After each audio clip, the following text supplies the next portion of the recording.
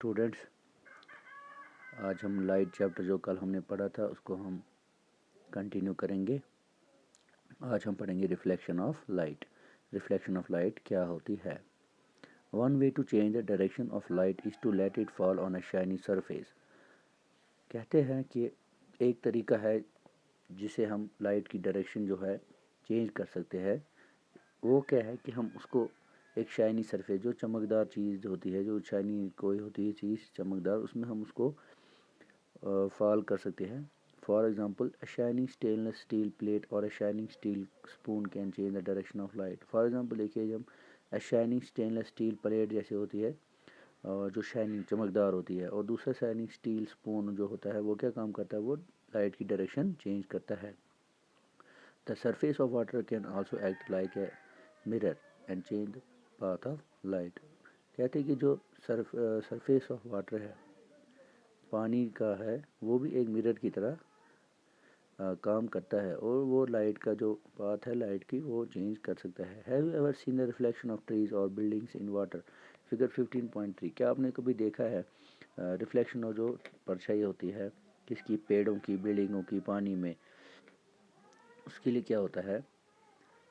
Unpolished or a shiny surface can act as a mirror. What happens when light falls on a mirror? देखिए इसे figure 15.3 आप निकाल। Reflection of objects in water. इन पानी में इन चीज़ों की रिफ्लेक्शन कैसे आ गई? You have learned in classic that a mirror changes the direction of light that falls on it. This change of direction by a mirror is called reflection of light. Can you recall the activity in which you got a light of a torch reflected from a mirror? Let us perform a similar activity. कहते हैं activity 15.1 में हम आप देख रहे reflection of the line in water. जैसे पानी में आप शेर की शक्ल देख सकते हैं। इसमें हम एक एक्टिविटी करेंगे, जैसे एक टेक ए टॉर्च, एक टॉर्च लेंगे, cover its glass with a chart paper which has 3 narrow slits as shown in figure 15.5। क्या कहते हैं कि कवर इट्स ग्लास, जो उसका शीशा होता है आगे टॉर्च का ग्लास जो होता है, उसको एक चार्ट पेपर से कवर कर देंगे। उसको क्या which has 3 narrow slits as shown in figure 15.5 ये आप देख रहे हैं। इसमें क्या है, जैसे 3 साइड की छोटी छोटी स्लिट बना के रखी है हमने, reflection light from a mirror.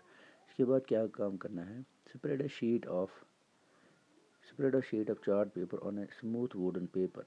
उसके बाद क्या करना है, एक वुडन बोर्ड लाना है, उसको हम एक चार्ट पेपर को उसके ऊपर लगा देना है। Fix a plane mirror strip vertically on the chart paper. Figure 15.5 आप देख रहे हैं।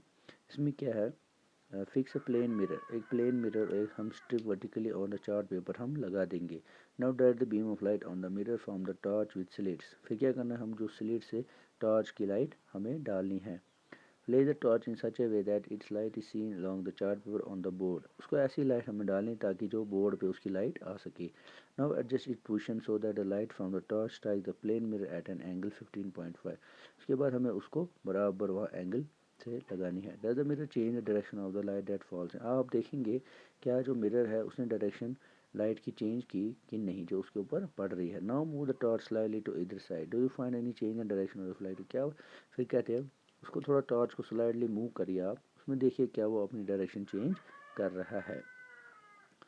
उसके बाद look into the mirror along direction the reflect light. Do you see the slits in the mirror? आपको स्लिट दिखेंगे मिरर में। This is the image of the slits, ये स्लिट्स की इमेज होती है।